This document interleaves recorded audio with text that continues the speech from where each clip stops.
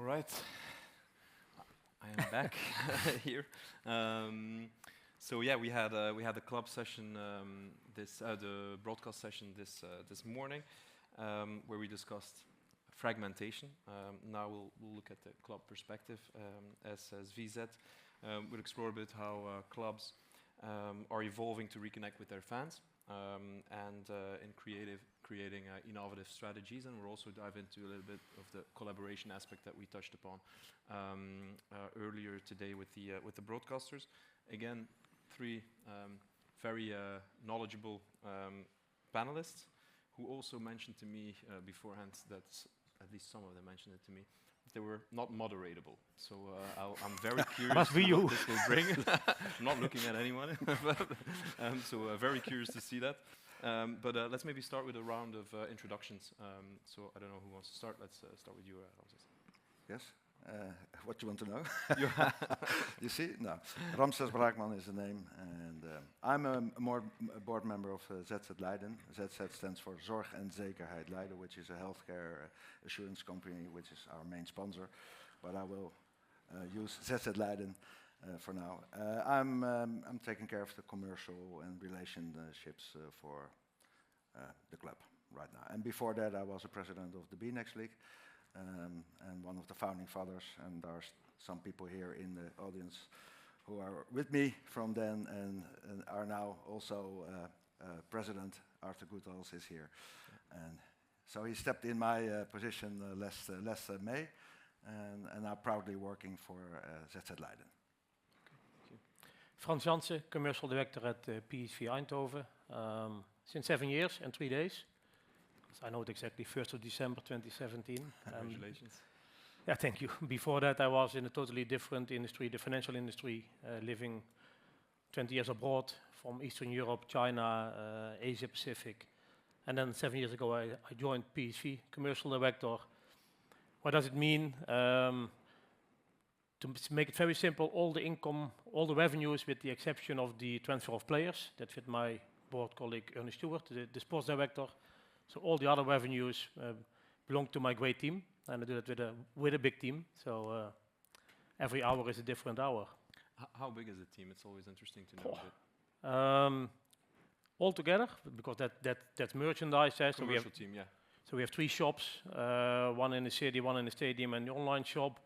We have a marketing, media, content team. Only that team is 50 plus people. Then you have the commercial team, which is partnerships, sponsorships. Then you have the ticketing team.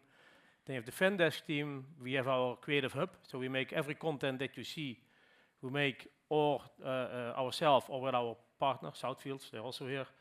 Then you have all the good things of the fans, all the bad things of the fans. So we have also a team for that. And I think altogether it will be around 120, 130 people. Amazing. That's it's good fun. Yeah, that's quite a big team, I think. And maybe yeah, how big is your team? Marketing and comms, 15 people, not 50, but 15. Yeah. So quite a big difference. Yeah. But go ahead and introduce yourself. So my name is Stijn. I'm media director at Royal Sporting Club Anderlecht, Belgium's biggest and most beautiful club, I would say. Been there since 4 years, I think, and now in the role of media director since a month or 2. Since? 2 months, I would say. Yeah. Amazing. Early days. Been editor-in-chief before from everything regarding social content, but also Move TV, our OTT platform. We'll talk about that later. I'm sure we will. All right. Thanks a lot. We'll follow a similar structure, I think, as we did this at noon for the broadcaster. So we'll start with the challenges that you guys are facing. The obstacles that you're facing while in maintaining the relationship with the audience, with the fans, and the kind of changing demographic. Frans, you've mentioned when we were when we were prepping this, that Eindhoven's population is growing, and so how does PSV address the challenge of creating those meaningful relationships with the increasingly changing demographic of fans that you have? Yeah, that's true. I don't know whether you know Eindhoven or the Brainport region. It's the region around Eindhoven. It's about, altogether, it's about 800,000 people. We have a lot of big companies, but one huge company is ASML. I don't know I don't know whether you know the company, but they produce machines that produce chips. And on a stock value, they are bigger than Shell, Heineken, ABN AMRO altogether. Booming business, I think. Booming business. They have 20,000 people now, close to Eindhoven, and in 5 years they will have 40,000 people, and it will grow and grow. So it has been decided by the city and the region that there will be 100,000 new houses or apartments coming in the coming 5 years. That's huge. And for us, that's very interesting because that means 100,000, that will be then 220,000 people, average, coming to the region, not coming from Eindhoven or from Brabant or even Belgium or the Netherlands. They will come from all over the world. And can we predict who are they?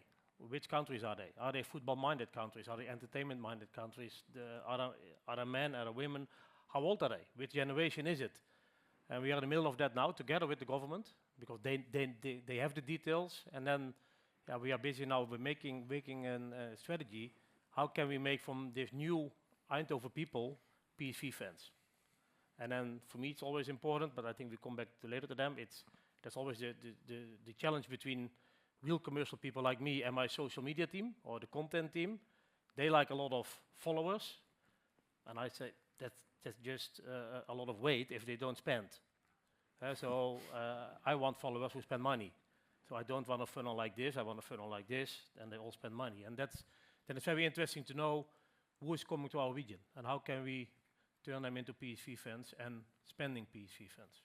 And how collaborative is the government to work with them on those topics? Very cooperative, because we are the platform of the region. We are the biggest brand, unluckily. Ajax is a big club. Feyenoord is a big club, the collective of Feyenoord, but they are not bigger than the city. Ajax is not bigger than Amsterdam in the world, and unluckily PSV is bigger than Eindhoven. If you go to China, and nobody knows Eindhoven, but everybody knows PSV, and so we play a very important role to get those 220 people to the region. We have to tell the story. That's why we play with the region on our chest. Okay, very clear. Ramses, how do you kind of tackle the changing consumer habits, shorter attention span, to kind of reach those younger audiences? Because everybody's talking about the younger audiences, but how do you it's all about the younger audience or new audiences. The expats probably will like basketball more than football, so you better start a basketball team as well and enter the B-Next League. We're very modest, of course. Basketball is a relatively small sport in the Netherlands, but still it's the fastest growing team sport there is for the last 3 years, especially due to the success last summer of the 3-on-3 team. They won the gold medal with Weerty de Jong, which is a real a role model for young people. And so we capture that feeling much better right now, and we see it's growing. And what we do in Leiden is we are in the middle of reinventing our strategy, not only our social strategy, but also building a community. And there's always been a big sense of community within the club.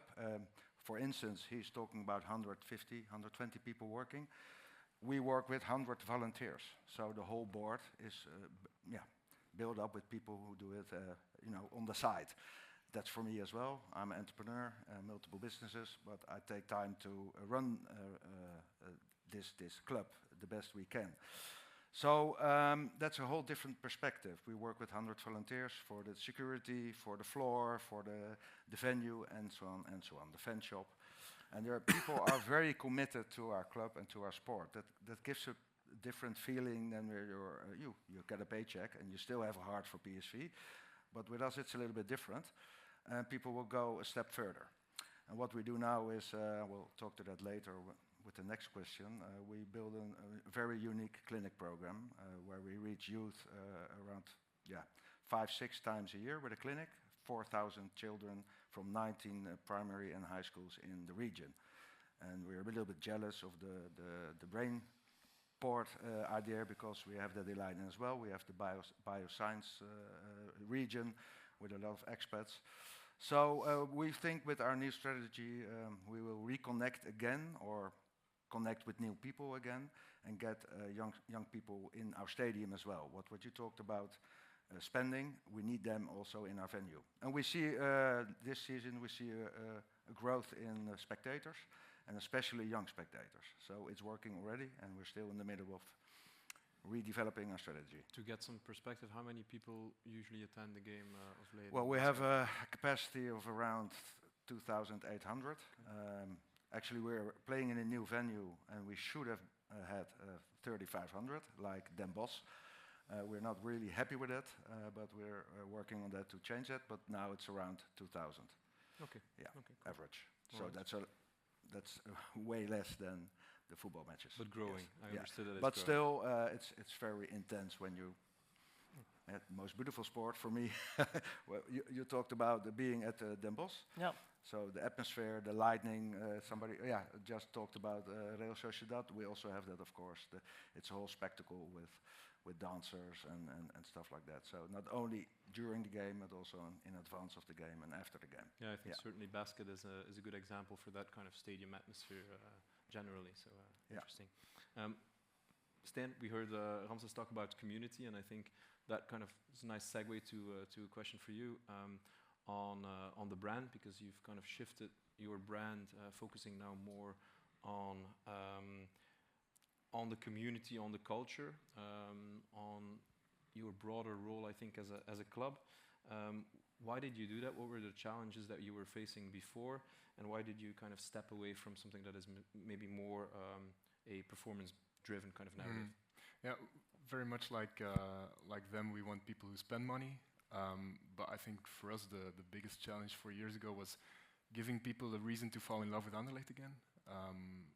When we joined the club 4 years ago, we, not like pluralis majestatis, but we, as in a renewed marketing and communications team, we found ourselves at a club where no one was in line to buy a ticket, no one was in line to buy a shirt, no one was willing to spend money, because all of the marketing efforts, if you could call them that way, were focused on these super hardcore fans who know everything about the players and who connect because of the sports results. But there was no other reason to fall in love with Anderlecht other than winning a game. And so all of the efforts that we've done over the past years were top of the funnel, getting people to fall in love with Anderlecht again, and building an audience that connect not just because of the history and the results, but because of what it represents. And so a lot of efforts has gone into creating this culture, connecting with fashion, music, poetry, whatever, to broaden our audience. And then obviously the next step is now commercializing them and monetizing them. But the biggest efforts have gone into building the brand and to attract new audiences. Yeah, and I think a lot of people will I guess agree with it, but you've done a great job in finding that rebrand and finding the balance, I guess, a bit between new audiences, the culture, music, fashion, and everything around it, without losing, I think, touch with the older fans and the kind of the history of the club. And I think that's not always an easy balance to find. Yeah, and sports are very conservative, and you don't want to mess with the love brand that is Anderlecht. So it's really micro interaction per micro interaction, trying to steer the brand a bit towards new horizons. I think the stuff that we do now, we just launched a jewelry correction during the first session, so I wanted to check how people are reacting. We couldn't have done that 3 years ago, and I think now we find ourselves in a position where we have the credibility to do such things without losing touch with like the core connected sports-oriented hardcore fans. Okay, very clear. We focused on the challenges. Let's shift towards how you overcome these challenges. I mean, the branding was already one big part of it. But staying with you, Stan, you've emphasized that content is a key pillar, and you've already referred to Move TV.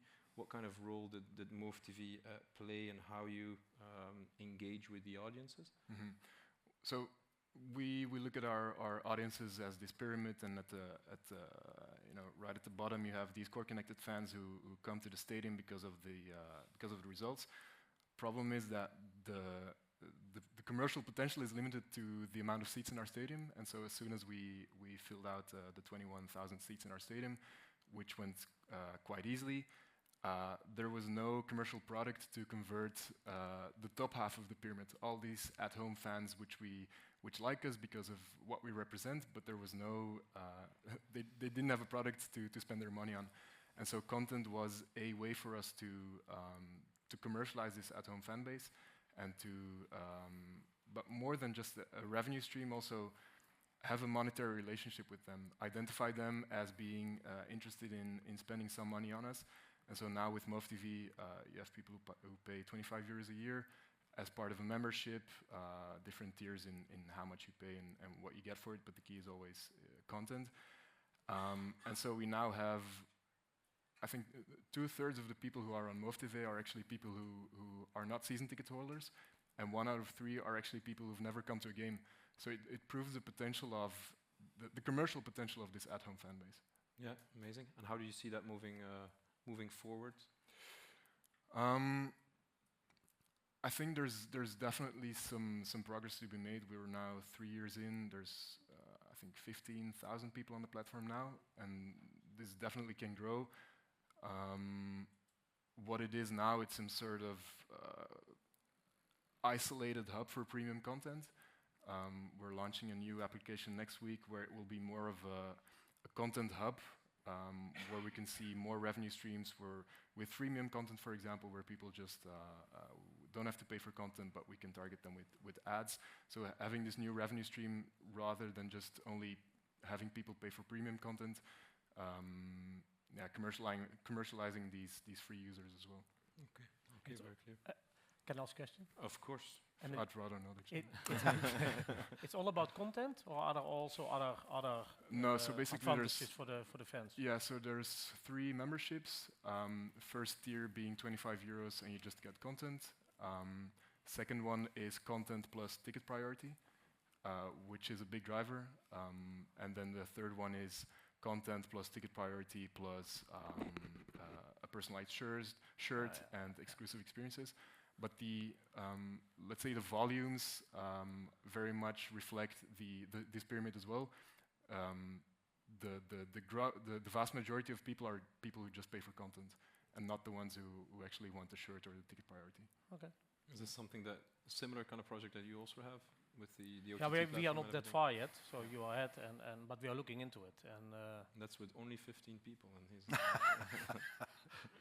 Yeah, I have to explain it a bit, you know, because again, when I started at PSV, we also had much less, and not that I hired all the people, but everybody was focusing on number of followers. It was almost a competition between the football clubs and probably also other industries who has most followers. But I don't care about followers, to be honest, because I can buy 1 million Chinese followers now in 10 minutes, and then suddenly I'm the biggest. That's why I started hire data analyst, which was for a football club in 2016, 2017, quite unique to hire 5 data analysts just with one job, analyze all the data that we have about our players, but that was the second time, but more on all our followers. Who are they? Where do they live? Do they have a car? Do they have a driver license? Are they going potentially to buy a new house in the next 2 years? Probably they need a kitchen then, and because all that information that you can give to your partners, and that's a huge department, but it pays back, and that's why the department is a little bit bigger than 15. You didn't have to explain yourself. That's fine. Otherwise, the headline tomorrow is PSV has much too many people. Ramses, I know you've been focusing also on the storytelling and also on the kind of player-led engagement, which we see now more often. Absolutely. Yeah. Can you explain that a little bit further? And Well, why you? what I just said, we're organizing over 1,000 clinics at high school and primary schools. So 4,000 children in the region of Leiden, they get connected with the club 5 times, 6 times a year. And via basketball, they learn about good health, healthy food, cyberbullying, avoiding drugs. So it's more than only basketball, it's a social program.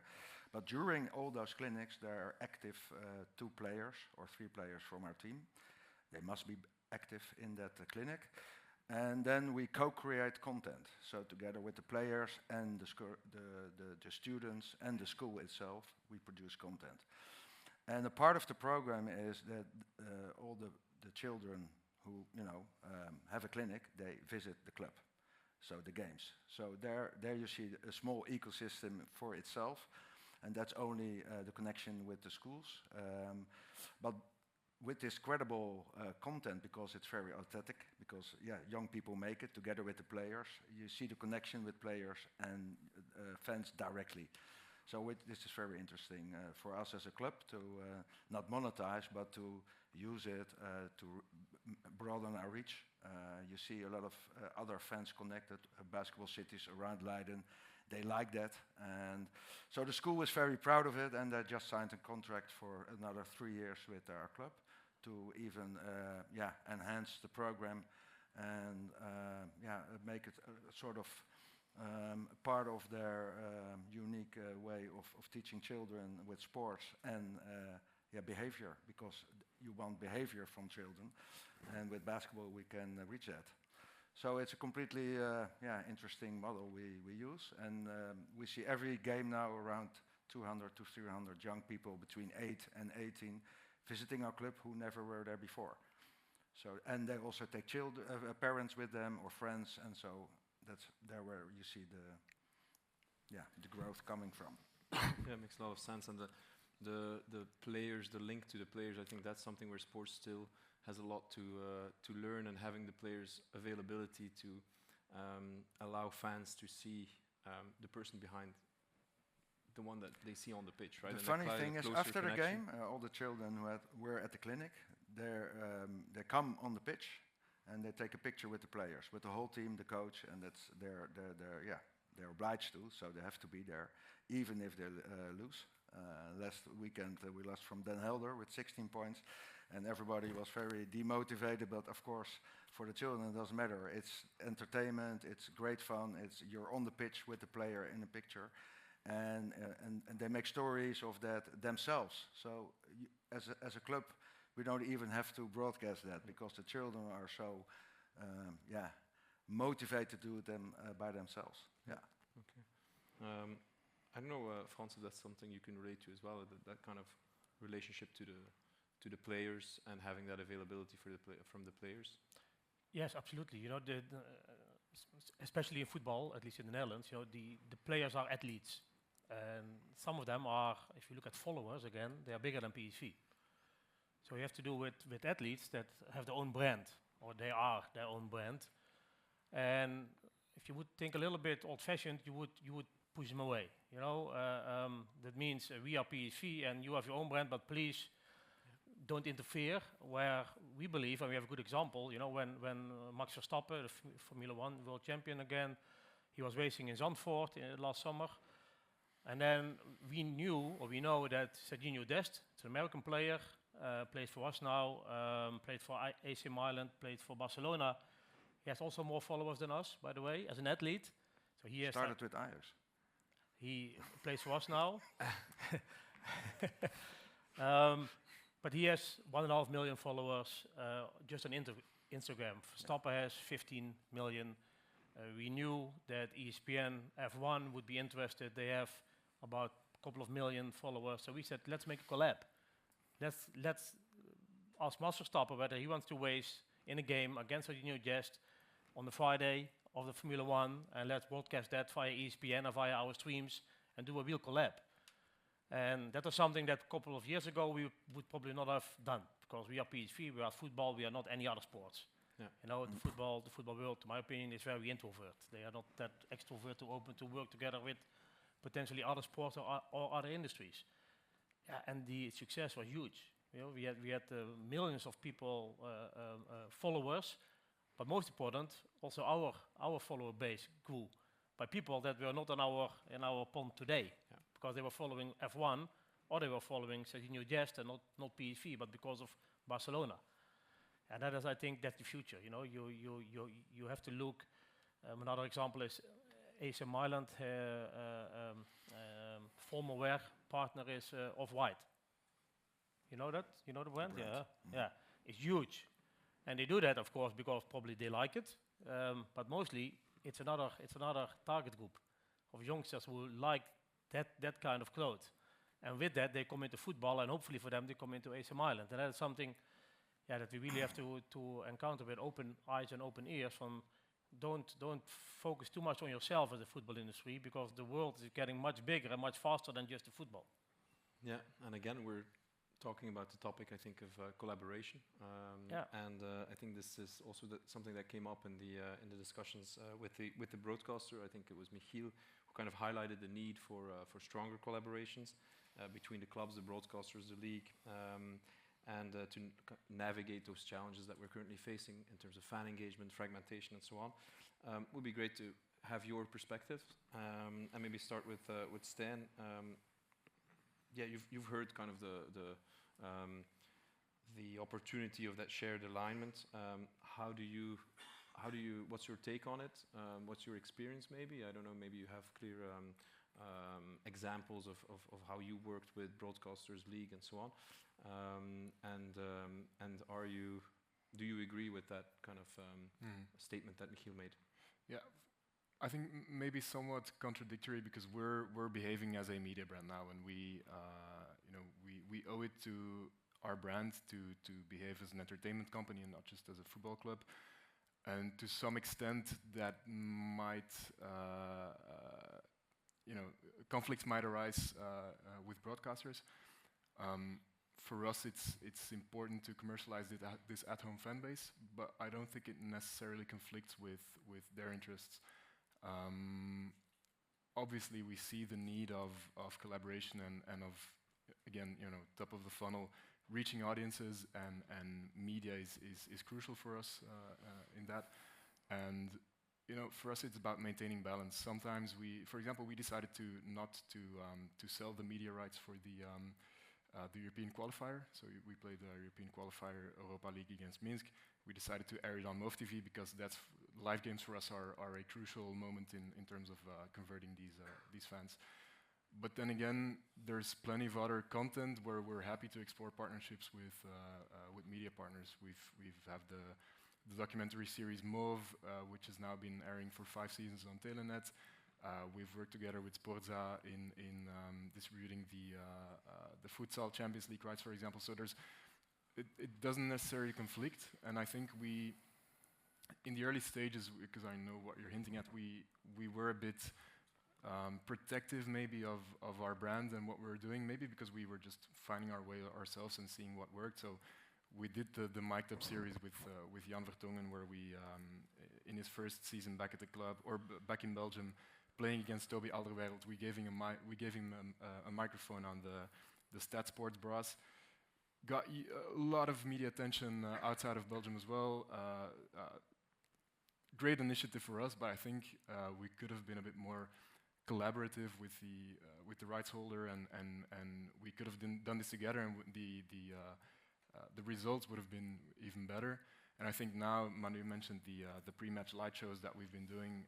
You now see that there's a great collaboration between the rights holder and us, trying to make it as pretty as we can on television, because it all benefits us. We all benefit from a more attractive product, and so it's like Daniel said, like the rising tide floats all ships. We would all benefit from a more attractive product, so collaboration is key in that. Yeah, and the mic'd up one was really nice. I think everybody, that's the kind of content that people want to see. But then what kind of prevented you from moving forward with these kind of initiatives? Is that something that now you could see happening again with broadcasters? I think, like I said, football is quite conservative, and I think you don't have to exaggerate too much in trying to force technology or innovation. For us, it's we're trying to be an innovative brand, and we want to be first mover, whether it's miking people up or having a VOD platform. It was nice to do this initiative. We can't anymore, but I'm not necessarily too big of a fan of miking everyone up every game, or same with dressing room footage, for example. I think you have to be careful in when to show it and when not. So, but in any way, when we're trying to innovate, I think we would take that first step now and go towards the broadcaster as well, and trying to do it together instead of just being protective about it. Okay, very clear. Is that something that you can relate to in terms of the collaboration with the broadcasters and the kind of opportunity that might be there? Yeah, exactly the same as Stijn is saying. Especially with the European qualifiers, where you are free to handle and free to negotiate, and with the friendly games, where in the old days you would offer it to the traditional broadcasters. Now we offer it to DPG Media, it's one of our partners. We do it ourselves via our own YouTube channel. It's also kind of testing, how much will it be accepted by your fans? And in the old days, a couple of years ago, we always want to be the first ones, the front runner. And last years we are saying, let's wait to see what other clubs are doing, or what other medium partners are doing. So why not sell or give this match to DPG Media or to another one, and let them ask a fee for it, and let's see how many people are watching, how many people are really paying. Can we put the data of the viewers on top of ours, and let's see whether there is an overlap, or would there be new people? And based on that, make your decision. So I think it's more than just here's a game, offer a fee, and you will get it. No, also, what do we do with all the data that comes out of that game, and use that for your next decision? Yeah, very clear. And then you need each other. Yeah, of course. And Ramses, is that something that you can, I mean, at a smaller scale, I'd say, obviously, in terms of... Well, actually, we have a kind of a different situation. We have a unique competition. It's a competition built of 2 countries, Belgium and the Netherlands. It's called the BNext League. So we perform as one competition. Our head office is in Brussels. We have management of the league there, and we have our deals with broadcasters. Especially in Belgium, when we started, we had a cooperation with Ziggo Sport, but they decided to choose for basketball, for football more than for basketball. So we lack a little bit of attention in the Netherlands when it comes to regular broadcasting, but we're very ambitious as a club. I think we are the only club in the league who are producing his own stream with 6 cameras, a team of 10 people with direction. And we stream that on our BNext TV platform. And there, yeah, of course, in collaboration with the broadcasters, you can, strengthen each other, I think. And there we can connect with the viewers. People who want to view full games, of course. Young people only want to have snippets or short content. But when you want to connect the fans, we have our own platform, which is working very well. And we want to be the benchmark club in the league for the future. So that's why we are starting to work with the WSC as well. The league is working with it, but we also as a club, because we see the limitless possibilities of it. And then, we go on from there. So my dream is every club is gaining in professionalism when it comes to broadcasting their games, because that's very important for our content. The quality of our content should be on a higher level. So that's where we're aiming for the couple of years from now. And with local broadcasters, we have, of course, some deals and on YouTube and our own channels, but mainly we're focusing on league's interest, and that's the BNext.tv. Yeah. Amazing. I think that setup that you have probably is, well, I wouldn't say it easier, but it's maybe more natural to have that kind of collaboration between clubs and broadcasters, I guess. I guess so, yeah. And the content is quite easy to consume. It's very internet savvy. It's very highly emotional, the content itself. So yeah, it's good for young people to follow basketball and get in touch with our sport. All right, thank you. We're going over time, so I'm going to wrap it up. It was very interesting. Thanks everyone for this panel. We might open the floor quickly to questions. I don't know if there's any questions for the moment. Feel free. There's one question right over there.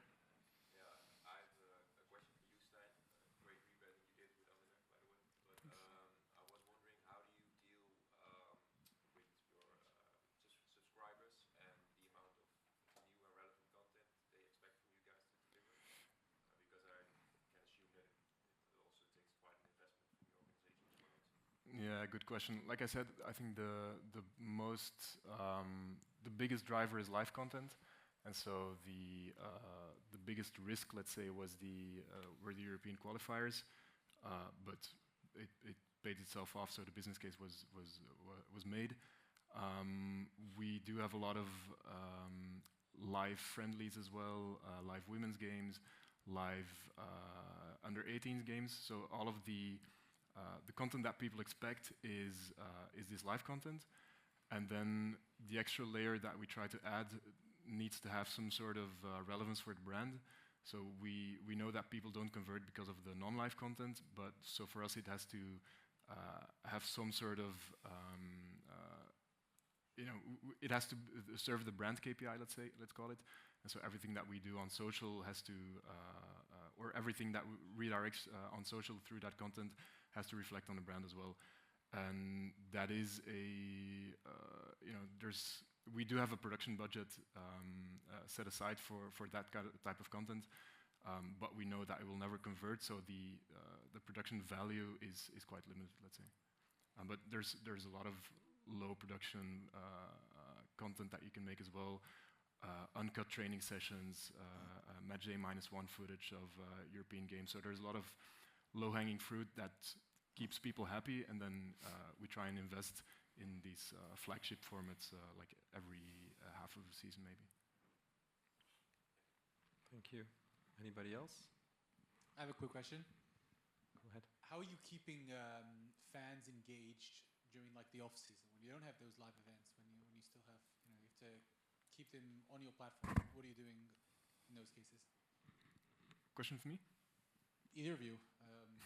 Anybody with a platform, I guess. Frans, you want to take this? Yeah, to be honest, sorry. No, please go ahead. I don't think in football you have a low season anymore. No. Because it just continues for your fans. So, and a lot of the content is already made. We know already now, unless unexpected things happens, what we will put on in the winter break. It's already made, and that's the advantage of the new generation and the TikToks of this world. You can make very short content, and you put it in your library, and you pick it out when you see that you need it. So it's not like the old days that you are depending on a training session or on a match day. We have it, it's ready, and with that you never come in low season. At least that's the goal. Yeah, we started this out there last summer to give players time to, from their holiday addresses, send content when they're busy with basketball.